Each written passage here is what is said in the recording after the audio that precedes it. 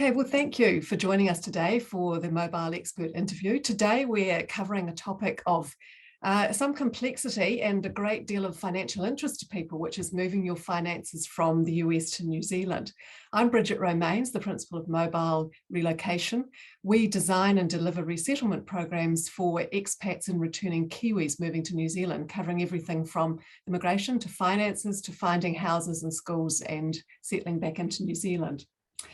The Mobile Expert interview series is designed to obtain accurate and authoritative information that people can use to navigate the many complexities of international relocation. We think it's really important that people have the correct information in what is a very difficult and can be costly time for them.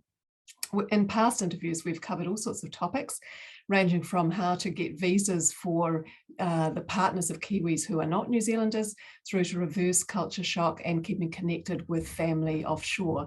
Today, it's my great pleasure to welcome James Howard from Cambridge Partners, who is an expert in moving finances from the US to New Zealand. He's going to talk to us about what Kiwis and expats need to know about this complex subject. And James is head of US client services, so he has a wealth of experience in this area. So welcome, James, and thank you for sharing your expertise with us today. Thanks for having me. Looking forward to it, and I think this is a great forum. So great, thank you. Right, I'm going to start off by asking the question that probably a lot of returning Kiwis and US citizens are thinking when they're sitting in the US. They know they're moving to New Zealand. They think, oh, you know, I'll just move to New Zealand. I'll stop paying tax in the US and I'll start paying tax in New Zealand. It should be quite simple. So why is that not the case? Why is moving your finances from the US to New Zealand so complicated? Yeah, look, it's a great question, and it's obviously a question that we come up against a lot when we're dealing with clients. And I guess at an overall level, moving from the US to New Zealand is a really big change in your life, and it's often hard to visualize how this flows across your financial assets and what you're trying to achieve in the future, even in terms of your future financial goals. And so whether you're a US citizen or someone that's lived in the US for a period of time under a green card or work visa, you typically manage to accumulate, a number of accounts over there, whether those are retirement accounts, investment accounts, bank accounts, savings accounts, college savings accounts. The US has a lot of different account structures or financial account structures. So the complications really arise when you're moving back to New Zealand and you need to decide, well, what do I do with all of these accounts? And, how do I manage them going forward? And in most cases, there are pretty specific and complex rules around what you can do with the accounts. And, out of that, there are a number of pretty complex and critical tax and penalty considerations that you need to understand. So for a lot of people, the complication comes from being a bit overwhelmed around, what do I do? What are the decisions I need to make? How do I even approach this and ensure that the outcome I'm going to get is a good one? And so I guess what we say is what's really important is that you've got a clear plan in place to understand and support this move. And I think it's also really important that you understand what are the key things you need to go out and get. And, one of those is, of course, tax and understanding how, the tax considerations that come into play. Great, thank you.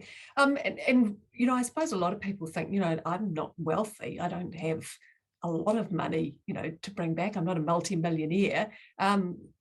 Why is it important for them to think about these things as well, even if, you just an average Kiwi or an average expat moving to New Zealand?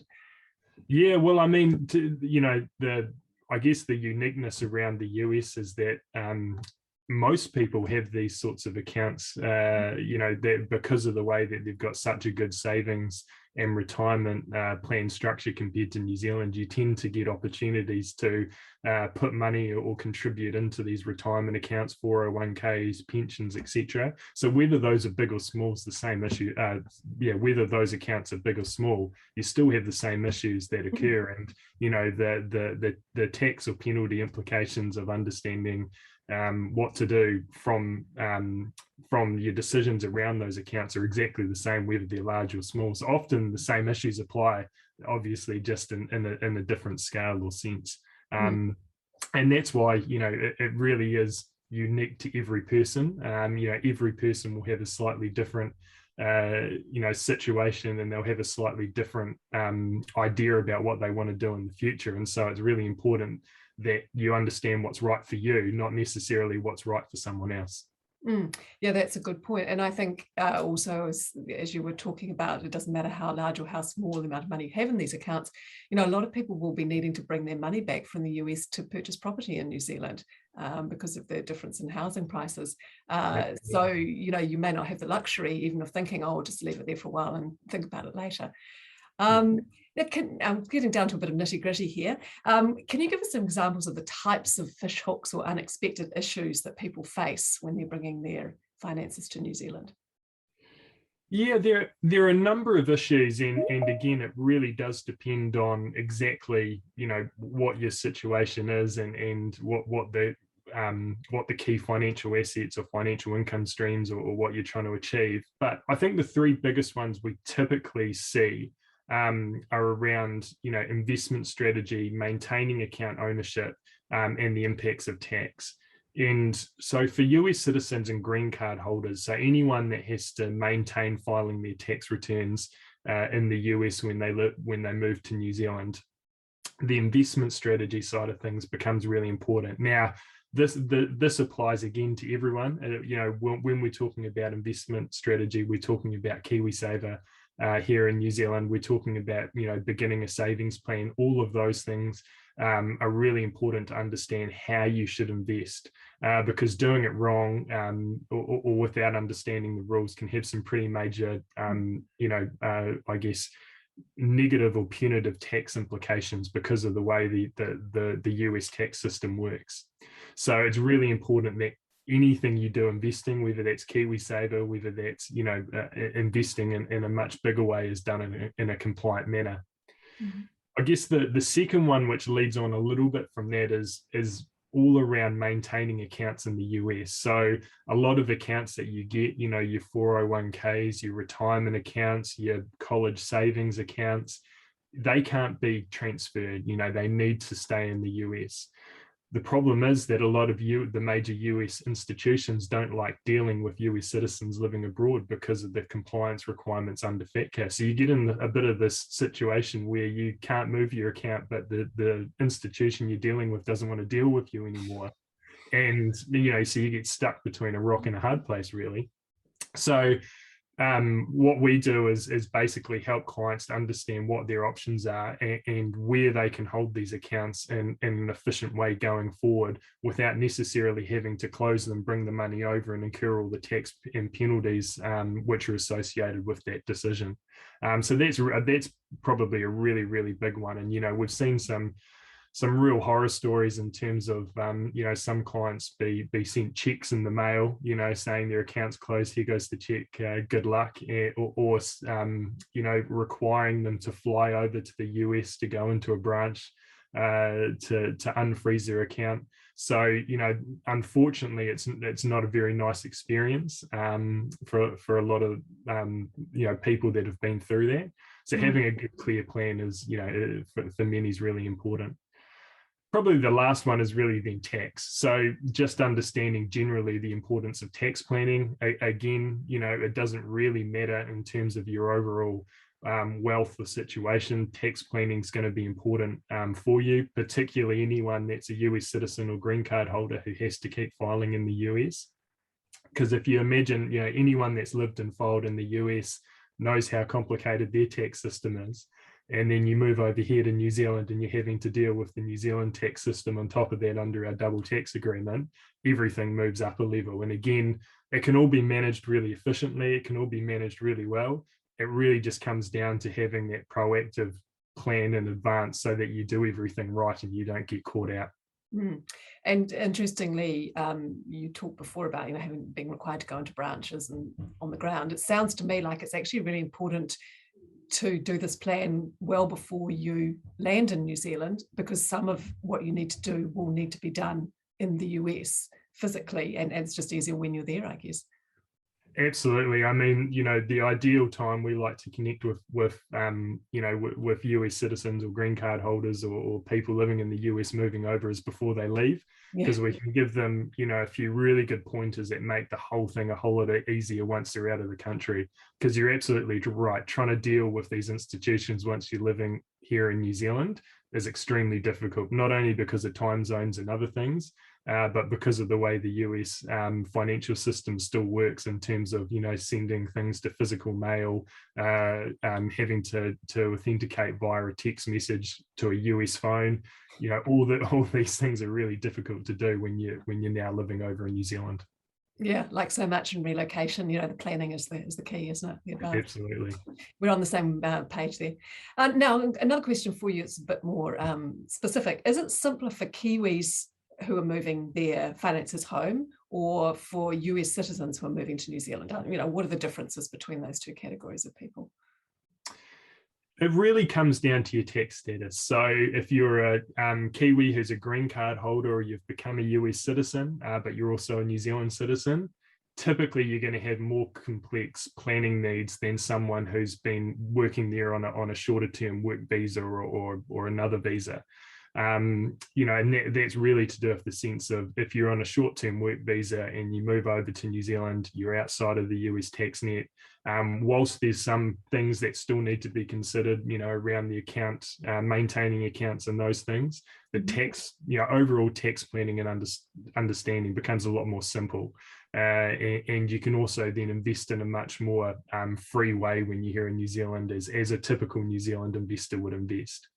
But again, I think just reiterating what I said earlier is it really does come down to your individual situation, the assets you've got, the income streams you've got, and what you're trying to achieve. Because, whether you're planning on living in New Zealand again for the rest of your life and retiring here versus maybe moving back to the US in 10 years can have a pretty big outcome on the decisions that you make around a lot of the areas of your financial life. Yeah, that's a good point. So you're not just planning for this particular move to New Zealand right now, it's where you want to be in the future as well. Absolutely. And I know for a lot of people that's hard. They don't necessarily know exactly what they want to do, and they don't want to commit to having to live into New Zealand for the rest of your life. But we always say you've got to make the best decision based on the information that you've got available now. And, if we've got a good idea that you're going to move back to the US in 10 years' time, that could create quite a different outcome to the plan than, if you're really at this point in time intending on living in New Zealand, longer term. I think the other thing, and the way I'd summarize, this area, is there's always exceptions. And I guess one of the reasons we love working in this space is every client's different, every client's unique, and we learn something new every time we go through a planning exercise with a client, which is exciting for us, but also shows, the breadth of complexity and the value that can be added through having a really good planning exercise. Absolutely. And, we're certainly seeing that at the moment with the influx of returning Kiwis, some of whom probably more than ever in the past have lived overseas for a significant period of time, which makes the planning around moving their finances even more important. Now, is there anything else people should know that we haven't covered off? No, I think just, coming back to that point of there's nothing in this area that's black or white. But the New Zealand double tax agreement, without getting too technical, was put together back in 1984. And the world's changed a lot since then, as we all know, in terms of travel, technology, how we work, how we live. So the reality is that the rules that kind of dictate how things work don't really reflect the reality of the world that we live in. So it's really important that that I guess that plan is in place. And I guess what I'd say is, don't be afraid to reach out, if anyone's in this situation, to get advice. Even if you think you may know the ins or outs, it is a really complex area. And the benefits of understanding what to do and what not to do can have a huge impact on the financial outcome, from a relocation or a move like this. Again, regardless of really where you sit on the financial spectrum. but I think more importantly, it can actually have a huge impact on your relocation experience in general, and give you clarity around the future and confidence that you're doing the right thing for you and your family. And the worst thing we see is when some of the financial stresses or uncertainty around what's going to happen takes away from what should be a really exciting time in your life, either moving back to New Zealand after living overseas, or moving to New Zealand for the first time, and wanting to move here and experience, the great country and culture that we've got. Yeah, great. Thank you. Now, if people want to get in touch with you, I guess, firstly, how do they do that? And secondly, can they just have a chat with you to start with? How does it all work? Yeah, absolutely. Look, so I think the best way, people can have a look at what we do is we've got a pretty good website with a lot of information on there, cambridgepartners.co.nz. And we've got some information around, planning for expats in general, but specifically for you as citizens. And if anyone's interested in having a chat, there's a box where you can put in a request or look to book a meeting at a certain time. And, we're always happy to have an initial conversation, understand the situation, where we may be able to assist, or where someone else in our network may be better placed to help. And then you sort of move forward from there. And I think one thing that we're looking at putting up over the next few months is some sort of little informative articles about different areas that US citizens and green card holders moving to New Zealand in particular should be aware of. Great. I think that would be really helpful because, as you say, it's an incredibly complex area. And I think part of it is just heightening awareness amongst relocating people that they need to pay attention to these things. So thank you, James, for joining us today on Mobile Relocation's latest expert interview. If you would like to have a look at more information about relocating to New Zealand, you can look at our website, www.mobilerelocation.com. And there you'll find our past interviews and other information about moving to New Zealand. So thanks again, James, and all the best. My pleasure. Thanks for having me.